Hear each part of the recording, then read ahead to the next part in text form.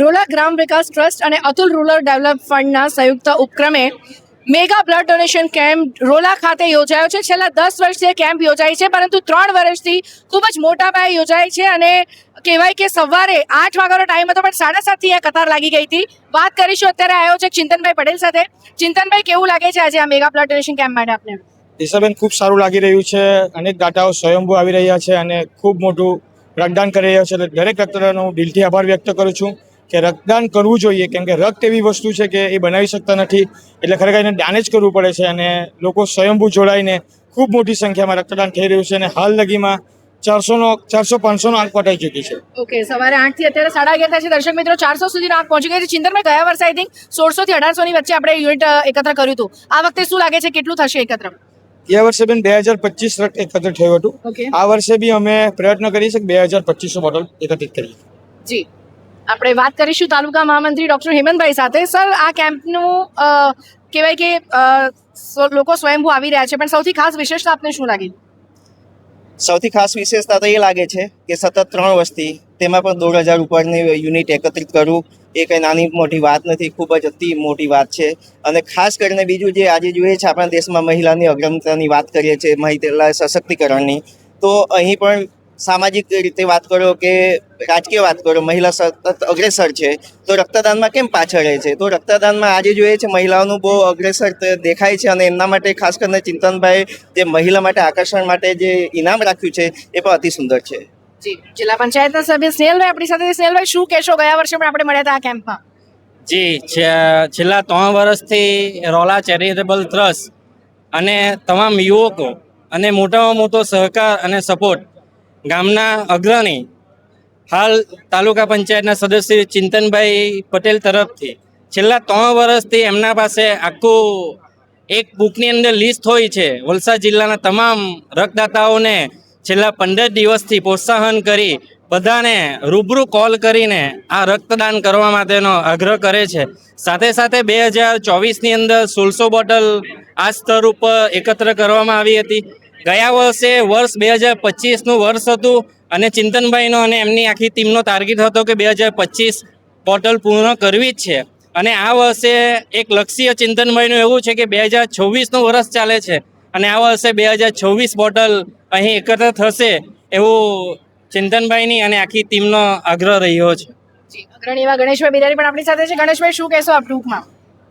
રક્તદાન મહાદાન નવસારી અને વલસાડ જિલ્લાના ભાઈઓ અને બહેનો રક્તદાતાઓને હું ખૂબ ખૂબ અભિનંદન આપું છું. અને ચિંતનભાઈ અને રોલા ગ્રામ વિકાસ ચેરિટેબલ ટ્રસ્ટને આવો મેગા બ્લડ ડોનેશન યોજવા બદલ ખૂબ ખૂબ અભિનંદન. જી, વાત કરીશું આપણે આનંદભાઈ સાથે. આનંદભાઈ, ખૂબ જ સેવાના કાર્ય આપ પણ કરો છો અને આજે જે મેગા બ્લડ ડોનેશન કેમ્પ છે, શું કહેશો આની માટે? એક મહત્વપૂર્ણ અને ઉમદા કાર્ય છે અને ચિંતન પટેલ આ 3 વર્ષથી રોલા ગ્રામ પંચાયતમાં કરે છે. તો દર વર્ષે આ રક્તદાનમાં વૃદ્ધિ થાય છે, તો એનો શ્રેય પણ આપણે જોઈએ તો આકર્ષણનું કેન્દ્ર છે કે આ જે ઇનામો આપવામાં આવે છે, તો એના માટે પણ ચિંતન પટેલને ખૂબ ખૂબ અભિનંદન. અને જે પ્રમાણે બ્લડ કેમ્પ થાય છે અહીં અને દાતાઓનો ઉમેરો થાય છે, તો પ્રજા પણ અહીં વલસાડની જાગૃત થાય છે. પહેલાં જ્યારે યુવા મોરચાના બક્ષીપંચ મોરચાના પ્રોગ્રામ કરતા હતા ત્યારે વધારેમાં વધારે 500 બોટલ થતી હતી, પરંતુ આ 2000 બોટલ કરવું એ ખૂબ જ અઘરું કામ છે. તો એ માટે આ રોલા ગ્રામ વિકાસ ટ્રસ્ટને ખૂબ ખૂબ અભિનંદન. જી જી, ચિંતનભાઈ કંઈક કહેવા માંગે છે. ચિંતનભાઈ, શું કહેવું છે આપને? આ 2000 ટાર્ગેટ પૂર્ણ કરવામાં આજુબાજુના દરેક ગામના સરપંચો, આગેવાનો બધાના સહકારથી આ શક્ય છે.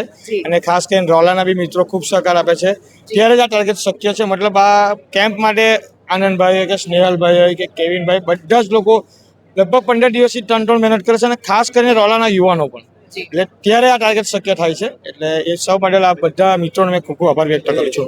જિલ્લા ભાજપ મીડિયા ઇન્ચાર્જ દિવેશ પાંડે પણ આપણી સાથે છે. દિવેશભાઈ, શું કહેશો? રક્તદાન મહાદાન છે.